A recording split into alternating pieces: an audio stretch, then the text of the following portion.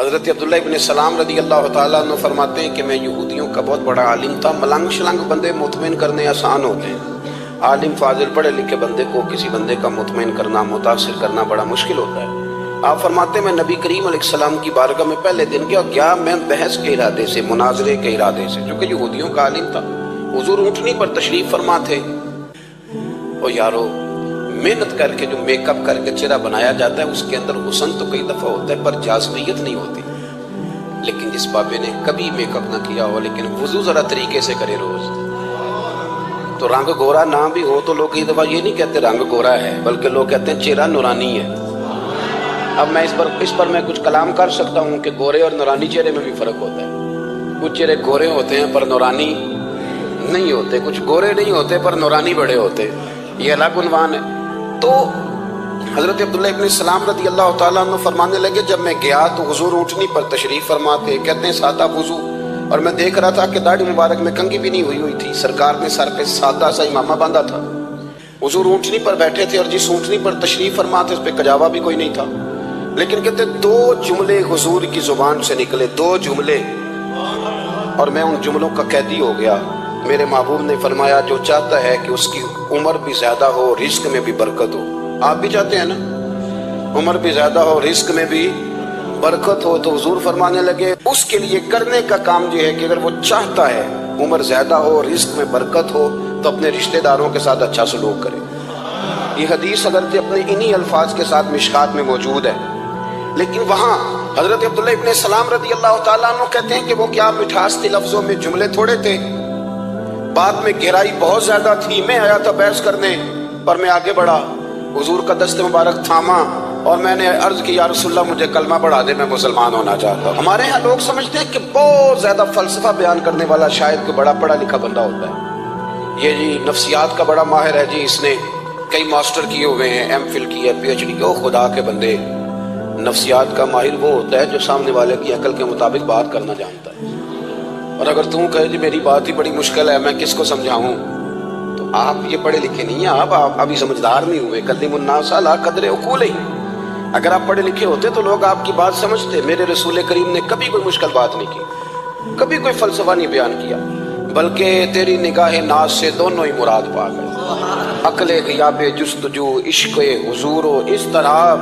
اقبال کہتے ہیں اگر بڑا عقل مند آدمی ہوتا تھا تو حضور کی بات اس کے دل کو بھی اچھی لگتی، اور اگر کوئی عشق و مستی والا آتا تھا نا کہ میں نے مست ہو کے آنا ہے، تو وہ بھی میرے نبی کی باتوں سے مست ہو جایا کرتا تھا۔ دونوں تیری نگاہ ناز سے دونوں مراد پاک۔ تو حضور کو بات کرنے کا سلیقہ بھی بڑا شاندار آتا تھا۔ حضرت عائشہ صدیقہ رضی اللہ تعالیٰ عنہ فرماتی ہیں کہ نبی کریم صلی اللہ علیہ وسلم جب بات کرتے تھے تو اتنی دھیمی کرتے تھے، اتنی دھیرے میں کرتے تھے، میں تو چھوٹا آدمی ہوں، کسی بڑے بندے کو نصیحت بھی نہیں کر سکتا، ورنہ میں علماء سے تو نہیں، لیکن جو طالب علم ہیں جن کا خیال ہے کہ شاید وہ میرے پاس کچھ سیکھنے آئے ہوئے ہیں مدرسے کے، تو میں ان سے کہتا ہوں کہ وہ کیا خطابت ہوئی جس میں سامنے والے کو سمجھ ہی نہیں آئی آپ نے کیا کہا ہے۔ آپ اتنے جوش میں چلے گئے، کہتا جی وہ میرا عشق بڑا جوان تھا، تو میں نے کہا آپ کا عشق زیادہ جوان تھا، پھر رسول پاک کی سنت سے آگے نکل گیا ہے۔ آپ ٹھہر ٹھہر کے بات کریں، آپ کی بات اگر سامنے والے کی سمجھ میں نہ آئی تو اس کا معنی کیا ہوا۔ اسی طرح سے ہماری نعت خوانی کا ماحول ہوتا ہے، 6 بندے نعت پڑھ رہے ہوتے ہیں، ایک اسپیکر ادھر ہوتا ہے ایک ادھر ہوتا ہے، کوئی سمجھ نہیں آتی ہے کیا کہہ رہے ہیں، اور پھر اس کے ساتھ ساتھ وہ یہ بھی مطالبہ کر رہے ہوتے ہیں کہ ہاتھ بھی کھڑے کرو جنو جنو عشق ہے۔ میں کہ انج نہیں کہی تھا، ویسے تو کہہ چلو پڑھ لیں، ورنہ اگر آپ ایسے ہی استاد بائی پاس والے بیچارے کو تو ہارٹ اٹیک ہو جائے گا، ہاتھ کھڑا کرے گا، ہے تو وہ بھی عاشق رسول ہی نا، لیکن یہ قسمیں نہ ڈالیں، یہ طریقہ ہی نہیں ہے، نہ کہیں دین اس کی اجازت دیتا ہے۔ ہم نے تو یہ سنا ہے کہ صحابہ کہتے ہیں جب اللہ کے حبیب گفتگو کرتے تھے تو ہم یوں بیٹھتے تھے کہ ہمارے سروں پہ پرندے بیٹھے ہو، تو حرکت بھی نہیں کرتے تھے۔ تو بہرحال جو بات عرض کرنی ہے اس پر غور کریں۔ جناب عائشہ صدیقہ کہتی ہیں ٹھہر ٹھہر کے بات کرتے، آہستہ، اور یہ لفظ آپ کو یاد رکھنا ہے۔ سیدہ عائشہ صدیقہ کہتی ہیں جب حضور گفتگو کرتے تھے نا تو اگر ہم نبی پاک کے الفاظ کو گننا چاہتے تھے تو گن بھی سکتے تھے، گننا چاہتے تو گن بھی۔ ایک تو آپ کی جو سادگی ہوگی وہ اصل ہوگی، ملمہ سازی سے نکلیں۔ پہلے ہماری شادیوں پہ دلہا اور دلہن جاتے تھے بیوٹی پارلر، اب سارا خاندان جاتا ہے، اس میں حسن نہیں ہوتا، اس میں بے وقت ہو جاتا ہے آدمی۔ آپ کو جو رب کریم نے بنایا ہے اس سے زیادہ شاندار آپ کو کوئی بنا سکتا ہے؟ الذی خلقک فسواک فعدلک فی ای صورت ما شاء رکبک، اللہ فرماتے ہیں جو میں نے تیرا چہرہ بنایا ہے نا یہ میری چاہت ہے، میں نے جیسا چاہا ہے تجھے بنایا ہے، تو مجھے تجھے وہ چہرہ پسند کیوں نہیں جو میرے رب نے بنایا ہے؟ یہ چاہت ہے الذی خلقک کا جس نے تمہیں پیدا کیا، فسواک فعدلک، پھر ہموار کیا، پھر برابر کیا، اور فی ای صورت ما شاء رکبک، پھر جس صورت میں اس نے چاہا تجھے ترکیب کیا۔ تو پہلی بات، اور دوسری بات گفتگو کریں تو ذرا تھوڑا سا نا موقع دے کسی، اور کچھ لوگ ایسے ہوتے ہیں جن کے پاس آپ بیٹھے تو بس وہی بولیں گے، آپ نہیں بول سکتے، اب وہی بات کریں، گفتگو کریں، معنی خیز کریں، اتنی باتیں نہ کریں کہ پھر آپ رہ جائیں، کم بات کریں، اور جتنی کریں وہ وزنی کریں تاکہ آپ کی بات کا ایک خاص حجم ہو، ایک وقار ہو۔ اللہ کے محبوب بات کرتے تو اس بات کے اندر وزن ہوتا، وقار ہوتا۔ ہمارے اصحاب رحمۃ اللہ علیہ ہمیں اکثر حکم دیتے تھے تقریر تھوڑی کرنا، نعت کے 2-3 شعر پڑھنا، تو میں نے ایک دن عرض کی حضور کیوں؟ فرمانے لگے اللہ رسول کی بات کو بے وقت نہ کر دینا کہ لوگ سننا نہ چاہیں اور تم جبراً سناؤ، فرمایا رنگ اس طرح کا ہونا چاہیے کہ لوگوں میں دلچسپی ابھی ہو اور بات ختم ہو جائے، اس کو بے وقت کر دینا ہے کہ زبردستی آپ تو اچھی گفتگو کریں، معنی خیز سنیں۔ ایک حدیث پاک حضرت ابو بردہ رضی اللہ تعالیٰ ایک صحابی ہیں، البدایہ والنہایہ میں روایت آپ کو ملے گی، وہ کہتا ہے میرا اپنی بیوی سے اختلاف ہو گیا۔ بیوی سے جب بندہ راضی ہوتا ہے تو بڑا ہی راضی ہوتا ہے، پھر وہ کہتا ہے کہ جیسی میری ہے ویسی کسی کی بھی نہیں، اور جب ہوتا ہے نا ناراض تو پھر وہ منگنی سے کہانی شروع کرتا ہے کہ جب میری منگنی ہوئی تھی تو تیرے چاچے نے مجھے گھورا تھا، اور پھر وہ دن جب رکھے تھے اس دن جو کام ہوا تھا اس کا بھی ذکر، اب اختلاف جو ہو گیا، اور جب آپ کسی سے ناراض ہوتے ہیں پھر اس کی خامیاں ساری سامنے آ جاتی ہیں، پھر وہ کہتا ہے شادی والے دن تیرے ابے نے صحیح سلوک نہیں کیا، یہ جو مجھے کپڑے دیے تھے جو کو پہننے والے تو نہیں نا، تو میری اماں، اب اختلاف ہو گیا۔ اب ہم کیا کرتے ہیں، جو قریب والے لوگ ہوتے ہیں وہ اس پر تھوڑا تیل اور ڈالتے ہیں، وہ کہتے ہیں نہیں تینوں تو پتہ ہی نہیں، جس دن بڑیاں گلاں دا پتہ ہی نہیں، تو تے شادی تو 15 دن بعد سعودی عرب ٹر گیا ساڈے کولوں سن کہانیاں، ہم تمہیں بتاتے ہیں تاکہ تباہی اور اترے۔ اس طرح نہ کریں، آپ ایک آدھ بات کہہ کے چلے جاتے ہیں، ان بیچاروں نے اکٹھے رہنا ہوتا ہے، ان کی زندگی دوزخ بنی رہتی ہے، ان کو قریب کریں۔ اللہ کے رسول تو کسی کا نکاح کرتے تھے تو میاں بیوی کے درمیان محبت کی دعا فرماتے تھے، تو وہ صحابی آئے تو اپنی بیوی سے ناراض تھے، تو انہوں نے اب بات شروع کر دی، کہنے لگے یہ بھی کرتی ہے، یہ بھی کرتی ہے، یہ بھی کرتی ہے، یہ بھی غلطی ہے، یہ بھی غلطی ہے، یہ بھی کوتاہی ہے، بڑی باتیں سنائی۔ اللہ نے کان کتنے دیے اور زبان، اس کا مطلب ہے سنگل بولنا چاہیے اور ڈبل سننا چاہیے۔ اب جتنا بولتے ہیں اس سے ڈبل سننے کا مزاج بنائیں، کیونکہ کان اللہ نے 2 دی اور زبان سنگل بولیں اور ڈبل سنیں۔ حضور سنتے رہے، بلکہ حضرت ابو بردہ رضی اللہ تعالیٰ عنہ کہتے ہیں میرے محبوب نے نا تکیہ منگا لیا، ٹیک لگا لی۔ کئی لوگ کہتے ہیں نا جی ڈاکٹر نے میری بات تو پوری سنی کوئی نہیں، تو جب تک پوری سنی نہ جائے بعض بندوں کو تسلی نہیں ہوتی، پورا وقت دیا۔ وہ کہتے ہیں جتنا میرے اندر غبار تھا سارا میں نے نکالا، اور میں نے ثابت کر دیا کہ میری بیوی میں یہ بھی کمزوری ہے، یہ بھی کمزوری ہے، یہ بھی کمزوری ہے۔ کہتے ہیں جب میں تھک گیا نا باتیں کر کر کے اور باتیں ختم ہو گئی تو حضور ہلکا سا مسکرائے، پھر پہلی نظر ہی لوٹ لے ماہی تیرے ہار شگارا۔ کہتے ہیں حضور ہلکا سا مسکرائے زیر لب اور فرمانے لگے کہ تیری بات ختم ہو گئی ہے تو ایک میں بھی کر لوں؟ تو نبی کریم صلی اللہ تعالیٰ علیہ وسلم فرمانے لگے صرف ایک بات کا جواب دے، صرف ایک، تیرے آگے ہیں یوں دبے لچے فصحا عرب کے بڑے بڑے، کوئی جانے منہ میں زبان نہیں بلکہ جسم میں جان نہیں۔ حضور فرمانے لگے یہ بتا کہ تیری بیوی میں ساریاں خامیاں ہی ہیں کہ کوئی خوبی بھی ہے؟ بھائی اتنا جواب دے دے، زیادہ لمبی چوڑی بات نہیں، تیری بیوی میں ساریاں خامیاں ہیں۔ اللہ جو بندے بناتا ہے نا، ایسا کوئی بندہ رب کریم نے نہیں بنایا جس کے اندر اللہ نے کوئی خوبی نہ رکھی ہے۔ یہ الگ بات ہے کہ ہماری اپنی اینک پر مٹی پڑی ہوتی ہے اور ہم سامنے والے کا چہرہ صاف کرتے رہتے ہیں، اپنی اینک نہیں صاف کرتے۔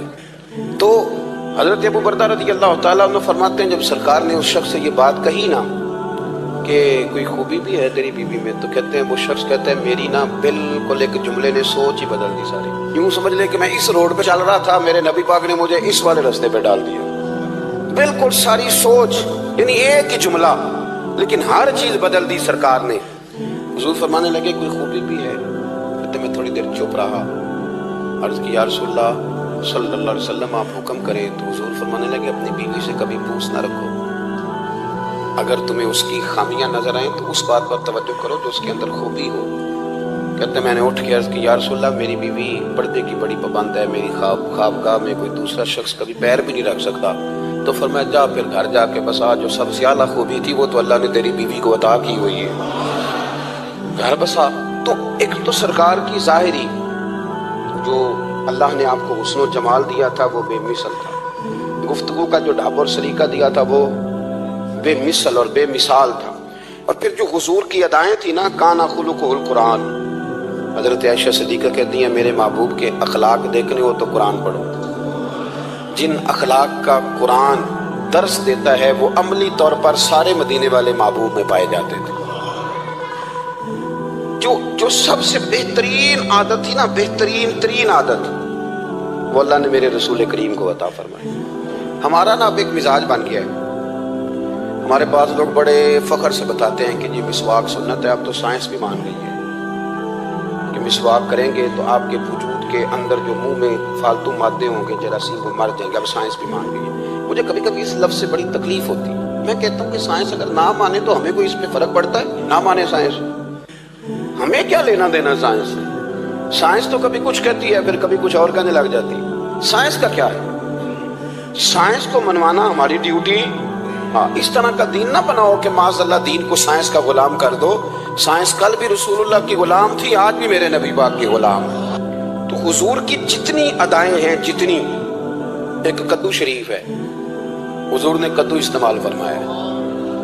آپ چلے جائیں کسی بھی جگہ پہ، جس بندے کو بہت زیادہ بلڈ پریشر کا مسئلہ ہونا تو آپ اس کو ڈاکٹر کہتے ہیں کہ کدو ملے تو اس کو استعمال کراؤ۔ تیزابیت حد درجے اختیار کر جائے اور اندر کا نظام سارا درم برم ہو جائے تو اس کو کدو استعمال کراؤ، اور آپ اس کی خاصیت دیکھ لیں۔ تمام سبزیوں میں سے تحقیق بھی سب سے زیادہ اسی پہ ہوتی ہے۔ میرے رسول پاک کا ایک طریقہ مبارک ہے، اور صحابہ کے اگرچہ سید الطعام گوشت ہے، کانوں کا سردار اسے کہا گیا، لیکن حضرت انس بن مالک رضی اللہ تعالیٰ عنہ فرماتے ہیں کہ درزی نے نبی پاک کی دعوت پکائی تھی، وہ درزی تھا، کپڑے سیتا تھا۔ آپ فرماتے ہیں کہ میں حضور کے ساتھ اس درزی کے گھر گیا تو گوشت اور کدو پکا ہوا تھا۔ فرماتے ہیں اگرچہ سردار گوشت ہی ہے پر نبی کریم نے نا گوشت کے ٹکڑے ہٹا کے نا تو اندر سے کدو نکال کے کھایا۔ حضرت انس بن مالک کہتے ہیں مجھے کدو پسند نہیں تھا، میں نے کبھی نہیں کھایا تھا، گھر میں ہوتا تو میں جھگڑا کرتا، پر آج حضور کی رغبت دیکھی نا تو کل نہیں پسند تھا، پر ابھی مجھے کدو بڑا پسند ہو گیا، مجھے کدو شریف سے پیار ہو گیا۔ جو اعلیٰ ترین چیزیں تھیں وہ نبی پاک نے استعمال فرمائی، اعلیٰ ترین۔ زیتون کی افادیت کبھی کم ہوئی ہے 1400 سالوں میں؟ کبھی کسی نے کہا ہو کہ زیتون استعمال نہ کرو؟ کبھی اس کی افادیت میں یہ امامہ میرے نبی پاک کی سنت ہے، سارے پڑھیے صلی اللہ ہو، حضور کی سنت ہے نا یہ۔ کبھی کوئی بندہ ایسا آپ کو ملا ہو کہ اس نے امامہ باندھا ہو تو کسی نے کہا ہو رہن دے یار تینوں سونا نہیں لگتا؟ بندے سارے سونے دے نہیں نہ ہوں گے، میری بات کی سمجھ آ رہی ہے؟ لیکن امامہ کبھی آپ کو ملے گا ہی نہیں کہ اس بندے کے مزاج کے ساتھ یہ فٹ، یا اس کے چہرے کے ساتھ یہ فٹ۔ اینک آپ لے لیں بازار سے، چھوٹی بھی ملتی ہے بڑی بھی ملتی ہے، کچھ لوگوں کے چہرے پہ کچھ چیزیں نہیں سیٹ ہوتی، فٹ نہیں ہوتی، لیکن یہ سرکار کی چونکہ سنت ہے، اور اس کا اعزاز یہ ہے کہ نبی پاک نے فرمایا جمعے والے دن امامہ باندھ کے آیا کرو، جمعے والے دن امامہ باندھ کے آیا کرو۔ جو لوگ جمعے والے دن امامہ باندھ کے آتے ہیں اللہ کے فرشتے ان پر درود بھیجتے ہیں۔ لیکن امامہ شریف ہونا چاہیے، اپنی مرضی کا رومال نہ باندھ لیں، کم از کم 3.5 گز ہو، اور ٹوپی کے اوپر باندھا گیا ہو۔ اپنی مرضی کا طریقہ نہیں اختیار کریں، وہ جو شریعت نے حدود بیان کی ہیں اس کے مطابق چلیں۔ میری بات کی سمجھ آ رہی ہے؟ تو جو بات میں نے چھیڑی ہے وہ یہ ہے کہ اللہ کے محبوب رب کریم کی دلیل ہے۔ جتنا کائنات کے اندر حسن کوئی بندہ تلاش کرنا چاہے گا وہ مجبور ہو جائے گا، اور اسے دروازہ رسول پہ جانا ہی پڑے، اسے نبی پاک کے دروازے پر اسے جانا پڑے۔ ہم کوشش بڑی کرتی ہیں سونے لگنے کی، بڑے بڑے لوگ روپ دھارتے ہیں بیچارے، بڑا کچھ کرتے ہیں، لیکن آپ کو لوگ سونا کہیں گے، نورانی نہیں کہیں گے۔ مجھے بڑی کر لیں، داڑھی روز بنائیں بے شک، لیکن فطرت داڑھی ہے، حسن ناراض ہو گیا، اور داڑھی بڑی سمجھدار ہے، کبھی عورت کے منہ پہ نہیں آتی مرد کے منہ پہ، مرد کے منہ پہ داڑھی آتی۔ چلے میں کوئی بات نہیں کرتا، ورنہ میں تو حنفی ہوں، میرے امام صاحب تو اس بندے کی گواہی قبول نہیں کرتے جس نے داڑھی نہ رکھی، وہ کہتے ہیں اس کی شہادت کچہری میں قابل قبول نہیں ہے، وہ تو قبول نہیں کرتے اس کی شہادت کو بھی۔ اب چلیں عوام سے ڈرتے ڈرتے کئی دفعہ کچھ باتیں نہیں بتائی جاتی، پر باتیں ہیں تو صحیح نا۔ ایک بندے نے داڑھی مڈائی تھی تو جناب عمر نے مدینے سے بھی نکال دیا تھا۔ انسانوں کاننے چ کوئی کہہ گیا کہ چنگی طرح نیک ہوے گا تاں رکھی، تے روٹی ادن کھائی ہاں جدن چنگی طرح نیک ہو جائے گا، اس سے پہلے کیوں کھاتے ہو؟ یہ قسم اٹھاؤ کہ پیسے اس دن پکڑنے ہاتھ میں جس دن چنگی طرح نیک ہونا ہے. کچھ لوگ کہتے ہیں میں اندر سے ٹھیک نہیں. تو اندر سے ٹھیک ہونا تیری ڈیوٹی نہیں, ظاہر ٹھیک کرنا تیری ڈیوٹی ہے, باطن تو رب کریم اپنی رحمت سے درست فرمایا کرتا ہے. تو جو تیرے ذمہ لگایا اللہ نے وہ تو کرنا. جو تیرے اللہ نے ظاہری صورت سے ہوتا کیا ہے, سنو کیا ہوتا ہے. مولانا رومی نے لکھا ہے حضرت موسیٰ علیہ السلام کے زمانے مبارکہ میں ایک شخص تھا تو حضرت موسیٰ علیہ السلام کی نقلیں اتارتا تھا. آپ کتنا لمبا کرتا پہنتا تھا, ہاتھ میں چھڑی پکڑتا تھا, تھوڑا غصے سے بولتا تھا, معاذ اللہ نقل اتارتا تھا. جناب موسیٰ کلیم اللہ علیہ السلام کی قوم کا جب غلبہ ہوا تو انہوں نے نکال دیا اس کو. تو نقلیں اتارتا ہے, وہ نکل گیا, شہر سے باہر نکال دیا. حضرت موسیٰ کلیم کہتے ہیں میں ایک دن کوہ طور پہ گیا ہوا تھا تو رب کریم نے مجھ سے فرمایا کہ فلاں جگہ فلاں درخت کے نیچے میرا ایک دوست انتقال کر گیا ہے, اسے اٹھائیے, غسل دیجیے, کفن دیجیے, جو اس دور کا طریقہ تھا تدفین کر دیں. حضرت کلیم علیہ السلام فرماتے ہیں میں اپنے حواریوں سمیت پہنچا, جب بندے کا چہرہ دیکھا تو حیران ہو گیا, یہ تو نقلیں اتارنے والا ہے, تو نقلیں اتارنے والا ہے. پر اللہ کے نبی رب کریم کے حکم کے آگے لائے تو اللہ نہیں کرتے. یہ نہیں کہتے کہ میری عقل میں نہیں آ رہا. اٹھایا, غسل دیا, کفن دیا, تدفین کر دی اس کو. جب دفن ہو گیا حضرت موسیٰ علیہ السلام کوہ طور پہ حاضر خدمت ہوئے اور بارگاہ عالی مرتبت میں عرض کرنے کے مالک تو بے نیاز ہے, چارہ سوال تو نہیں, پر اپنی تسلی کے لیے مالک یہ فرمائیے کہ وہ تو نقلیں اتارتا تھا. تو رب کریم نے فرمایا موسیٰ بات یہی ہے, پر میں نے اسے مرتے وقت ایمان نصیب کر دیا. وہ آپ کا کلمہ پڑھ کے دنیا سے گیا اور توبہ کر کے گیا. تو مالک اتنی کرم نوازی کیوں ہوئی؟ تو رب کریم نے فرمایا موسیٰ جب وہ تیری طرح بن سور کے نکلتا تھا نا, تیری ادائیں اپناتا تھا تو مجھے پیارا ہی بڑا لگتا تھا, پیارا لگتا تھا. یارو دیکھو نا ترمذی شریف میں حدیث ہے, میرے رسول پاک علیہ السلام نے فرمایا میرا امتی جب سفید داڑھی لے کے قبر میں جائے گا نا, داڑھی اور وہ بھی سفید, تو رب فرشتوں سے فرمائے گا اسے عذاب نہ دینا, یہ میرے محبوب کی سنت سفید داڑھی لے کے آگے, مجھے شرم آتی ہے اسے عذاب دیتے. آپ بات کو سمجھے کہ یہ حضور کی سنت کا اعزاز جو اللہ کی بارگاہ میں, رب کے حضور جو سنت کا اعزاز اس لیے کہ کائنات میں سب سے اعلیٰ ترین جو کام تھا وہ کیا ہی میرے مصطفیٰ کریم نے. اعلیٰ ترین عمل نبی پاک کا, اعلیٰ ترین, اور طریقہ مبارکہ میں حسن اور جاذبیت. اور آپ اندازہ کر لیں ہم لوگ پٹری سے اتر جاتے ہیں, مرضی کرتے ہیں, ہمارا مزاج ہے اتنا مرضی کو کہے کہ الکوہل والی خوشبو استعمال نہ کریں, اور ہم کوئی نہ کوئی دلیل نکال کے لے ہی آتے ہیں. لیکن خوشبو اس دور میں بھی اتنی بکتی ہے جس کی آگ نہیں, اور لوگ اپنی اپنی ضرورت کے لیے اس کو استعمال ہے. ان 1400 سالوں میں 1450 سالوں میں ایک دفعہ بھی ایسا نہیں ہوا کہ یہ کاروبار کہیں ٹھنڈا ہوا ہو.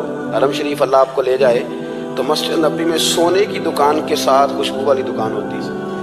یعنی اتنا مہنگا کاروبار ہے کہ جتنا کرایہ سونے کی دکان والا دے رہا ہے اتنا ہی خوشبو کی دکان والا دے رہا ہے. اتنا مہنگا یہ کاروبار ہے, ایک دن بھی اس کام کی اہمیت کم نہیں ہوئی. اور رسول کریم نے کیا فرمایا, صحابہ کہتے ہیں 3 چیزوں سے کبھی منع نہیں کرتے تھے. وہ تکیہ دیتا تھا تو قبول کرتے تھے. کوئی بندہ اگر حضور کو دودھ پیش کرتا تھا تو نبی پاک قبول کرتے تھے, اور اگر کوئی شخص حضور کو خوشبو دیتا نا تو حضور جلدی قبول فرماتے تھے. یہ مزاج تھا. تو جو اعلیٰ ترین چیزیں تھیں ان کو میرے رسول کریم صلی اللہ علیہ وسلم نے کیا, ہمیں کر کے دکھایا. ہمارا ظاہری حلیہ, آج بھی اہل عرب لمبا کرتا پہنتے ہیں, آپ لمبا کرتا پہننے حیا کے زیادہ قریب ہے. کھلا لباس حضور پسند کرتے تھے, یہ شرم و حیا کے زیادہ قریب ہے. اس کے اندر انسان کا پردہ زیادہ ہے. وہ ساری اعلیٰ قسم کی صفات جن سے ایک آدمی متصف ہو سکتا ہے اور اپنے آپ کو سجا سکتا ہے, اپنے معاملات کو ٹھیک کر سکتا ہے, وہ ساری رسول پاک نے ہمیں عطا فرمائی. ایک حضور کا طریقہ مبارکہ تھا کہ سامنے والے جتنے لوگ حضور کے دائیں بائیں رہتے تھے ان کا خیال کرتے تھے. ہم تو خیال رکھواتے ہیں نا اپنا کہ سارے مل کے میری عزت نہیں کرتا, تو میری. تو میں کہتا ہوں کہ یہ تو یہاں اپنی عزت کی بھیک مانگی ہے یا آپ نے لڑائی کر کے عزت لی ہے. ایسا نہ کریں, آپ عزت دینی شروع کر دیں, اللہ آپ کو سکون عطا کر دے. آپ احساس کریں دوسروں کا. حضور نہ شدت کے ساتھ, یہ اعلیٰ سنت ہے میرے نبی پاک کی صلی اللہ ہو, سارے پڑھیے درود شریف صلی اللہ ہو, یہ اعلیٰ سنت ہے. آپ دیکھیں نا بخاری مسلم میں موجود ہے, حضور فرماتے ہیں میرا دل چاہتا ہے میں لمبی نماز پڑھاؤں, لمبی نماز پڑھاؤں, دل میرا چاہتا ہے. لیکن فرمایا جب میں دیکھتا ہوں نا کہ پیچھے بچے بھی کھڑے ہیں, بوڑھے بھی کھڑے ہیں, بیمار بھی کھڑے ہیں, تو گویا حضور فرمانے لگے میں بندوں کا احساس کر کے رب کی نماز چھوٹی کر دیتا. میں مختصر پڑھاتا ہوں، اور مسند امام احمد بن حنبل میں حدیث کے لفظ ہیں کہ اگر کوئی نبی پاک کا انتظار کر رہا ہوتا تھا تو نماز مختصر پڑھتے تھے اور اس کو فارغ کر کے بھی لمبی نماز پڑھتے. ایسا نہیں کہ اب آئے ہیں 4-5 لوگ تو ان کو پتہ چل جائے کہ حضرت جی بڑی تگڑی نماز پڑھتے ہیں، بڑے صوفی صافی آدمی، یہ نہیں، بلکہ نماز ہے. بلکہ مسند امام احمد بن حنبل میں تو وہ خوبصورت حدیث موجود ہے. سیدنا بلال حبشی رضی اللہ تعالیٰ عنہ فرماتے ہیں کہ میں نے عصر کی نماز کے لیے اقامت پڑھ دی تھی، حضور مصلی امام پر تشریف لے گئے تھے، ایک یہودی کا غلام آیا اور اس نے آ کے عرض کی یا رسول اللہ میں بڑی مشکل میں ہوں، اگر آپ چلیں تو میرا مسئلہ حل ہو سکتا ہے، میرا مسئلہ حل ہو جائے گا. تو حضور کے احساس کی شدت کا یہ حال تھا کہ نبی کریم نے نمازیوں سے فرمایا تم بیٹھ جاؤ، میں پہلے اس کا کام کر کے آتا ہوں. خدا کے بندے تو ہیں ہزاروں، بنوں میں پھرتے ہیں مارے مارے، میں اس کا بندہ بنوں گا جس کو خدا کے بندوں سے پیار. احساس کی شدت یہ حضور کی سنت ہے، اور بہت زیادہ خیال رکھنا دوسرے کا، یہ میرے نبی پاک کا طریقہ ہے. دوسروں کو سوچنا، دوسروں کے لیے بات کرنا، دوسروں کے لیے دعائیں کرنا، ان کے احساسات کا خیال رکھنا. سیدہ طیبہ طاہرہ حضرت عائشہ صدیقہ رضی اللہ تعالیٰ عنہ فرماتی ایک دن سرکار مجھ سے فرمانے لگے عائشہ جب تم مجھ سے ناراض ہوتی ہو تب بھی مجھے پتہ چل جاتا ہے، جب راضی ہوتی ہو تب بھی پتہ چل جاتا ہے. یہ ہمارا یہ مزاج نہیں ہوتا گھر کے اندر بھی، ہم گھر کے اندر بھی نواب صاحب ہی ہوتے ہیں، یعنی گھر جا کے کہانیاں سناتے ہیں، کہتے ہیں تم پتہ میں کڈا اوکھا ہوں، کمائی کیڈی مشکل ہے، پیچھے پیچھے ہٹ جاؤ سارے، میں فتح کر کے ہوں، ابھی گیٹ سر کر کے آئے. ایک بچہ پانی لے کھڑا ہو جائے، دوسرا دودھ کا گلاس لائے، بیگم صاحبہ فٹافٹ آئیے، ایسے نہیں کریں. میرے رسول پاک علیہ السلام کی پیاری زوجہ کہتی ہیں حضور کھا رہا ہے، کھانا مانگا. میں نے اس کی حضور میرے سر میں درد ہے، تو پڑھو نا ابن اسحاق کو. محبوب فرمانے لگے لا میں تجھے آٹا گوندھ دیتا ہوں، تو مجھے روٹی پکا دے. یہ بھی سنت ہے نبی پاک کی. ہوں چپ کر گئے ہو، یہ بھی حضور کی سنت ہے، یہ بھی سرکار کا طریقہ ہے. کبھی کبھی گھر میں جھاڑو دینا یہ بھی نبی پاک کا، حضور کام میں ہاتھ بٹاتے تھے نا ازواج کا. یہ والی سنت کس دن ادا کر دی؟ ایک دن میں نے جمعے میں یہ بات کی تو ایک بچہ مجھے کہنے لگا حضرت صاحب یہ سنت ادا سے کر لیجیے پر ساڑھے ابے بھی سمجھاؤ. ہنسنا نہیں جی مسجد میں اٹھا. کہنے لگے وہ بیگم صاحبہ ایک دن بیمار تھی اور سخت بیمار تھی، تو میں نے چائے کا کپ بنا دیا، حالانکہ وہ بیچاری مجھے روز بنا کے دیتی ہے، تو میں نے بنا دیا تھا. ابا جی کہنے پتر اور آئے یہاں آتا نہ خراب کر لیں. تو اب آپ تو سنت کچھ اور بیان کر رہے ہیں. میں کہ تسی شروع کرو نا تاکہ تواڈے بچے دن نہ یہ سوال کرن یہ راج تسی کر رہے ہو. تو اس میں بھی کوئی حکمت ہوگی. بزرگ اگر کو بات کرتے ہیں تو وہ بھی کوئی اتنی بری نہیں ہوتی، اس کے اندر بھی کوئی نہ کوئی حکمت ہوتی ہے. لیکن اپنے گھروں کے ماحول میں خوبصورتی لائیں. یہ سٹیٹس نہیں اہل اسلام کا. بات سمیٹنے کی طرف آ رہا ہوں. حضرت عائشہ صدیقہ رضی اللہ تعالیٰ عنہ فرماتی ہیں حضور فرمانے لگے کہ جب تم راضی ہوتی ہو تب بھی مجھے پتہ چل جاتا ہے اور جب ناراض ہوتی ہو تب بھی. تو میں نے کہا یا رسول اللہ صلی اللہ علیہ وسلم وہ کس طرح؟ آنکھیں میں نے کھول لی. حضور کس طرح؟ تو دیکھو نبی پاک سامنے والے کے جملوں کا بھی احساس کرتے، خیال کرتے کہ سامنے والا کہاں سے بات کر رہا ہے. اللہ کے محبوب فرمانے لگے تمہیں اگر کبھی قسم کھانی ہو نا، تمہارا مزاج ہے قسم کھانی پڑے اور تم مجھ سے ناراض ہو تو پھر تم کہتی ہو مجھے ابراہیم کے رب کی قسم، اور جب تم راضی ہو اور قسم کھانی پڑے تو کہتی ہو مجھے محمد مصطفیٰ کے رب کی قسم. تو جناب عائشہ کہتی ہیں میں زبان سے ہنس رہی تھی اور آنکھیں میری آنسو برسا رہی. میں نے کہا محبوبہ اتنا خیال کرتے، یہاں تک آپ کو احساس، یہاں تک پتہ ہوتا ہے، یہاں تک میرے رسول کریم علیہ السلام لوگوں کا احساس کرتے، خیال کرتے، شوق پیدا کرتے، وارفتگی ہوتی. کئی دفعہ حضور فرض نماز پڑھ کے گھر چلے جاتے، تھوڑی دیر کے بعد آتے مسجد میں نماز پڑھ لیتے. کئی دفعہ قاضی اعجاز مالکی رحمۃ اللہ علیہ اس کو لکھنے کے بعد اس کی شرح میں فرماتے ہیں اصل بات یہ تھی کہ حضور جب تک مسجد میں رہتے تھے صحابہ ادباً بیٹھے رہتے تھے. تو حضور فرماتے میں جاؤں گا نہیں تو یہ بھی نہیں جائیں گے. تو سرکار گھر تشریف لے جاتے تاکہ لوگ اپنے اپنے کام میں لگ جائیں اور پھر حضور واپس آ جاتے. ایک تو اپنی ظاہری وضاحت میں سادگی لائیں. ہماری بہت ساری مشکلات کی اصل وجہ یہ ہے کہ تکلف بڑا بڑھ گیا، بڑا تکلف بڑھ گیا. ہم کوشش کرتے ہیں دوسروں کے برابر جانے کی. ہمیں کیا ضرورت پڑی ہے دنیا سے مقابلہ کرنے کی؟ ہم نے تو اللہ رسول کی رضا کے اندر رہنا ہے. اور دنیا میں سب سے بہترین شخص وہ ہے جس کے پاس مال تو ہے پر لالچ کوئی نہیں. اپنے آپ کو پیچھے لائیں. دوسری بات یہ کہ اپنی گفتگو بڑی صاف ستھری کریں، سادی کریں، اس کے اندر کوئی تکلف نہ برپا کریں، بات سامنے والے کی عقل کے مطابق کریں. اور تیسری بات یہ کہ اپنی عادات میں، اٹھنے بیٹھنے میں، چلنے پھرنے میں اپنا تھوڑا سا خیال کریں. اور ایک بات اور آپ کو عرض کروں، یہ آپ کو زیادہ دیر محنت نہیں کرنی پڑے گی. اگر تھوڑا سا وقت آئے اپنے آپ کو دے دینا. اقبال کہتے ہیں اپنے من میں ڈوب کر باجا سراغ زندگی، چل تو اگر میرا نہیں بنتا نہ بن، اپنا تو بن، اپنا تو بن۔ تھوڑا ہی اپنے اوپر بھی تو محنت کر لے کہ ساری زندگی دوسروں کی اصلاح کرتے رہنا۔ دوست کوشش کرے اپنی عادات پہ 2 4 5 ہفتے کے لیے محنت کرے تاکہ عادتیں سنور جائیں، تاکہ طبیعتیں بدل جائیں۔ ایک حدیث پڑھتا ہوں اور اپنی بات کو سمیٹتا ہوں۔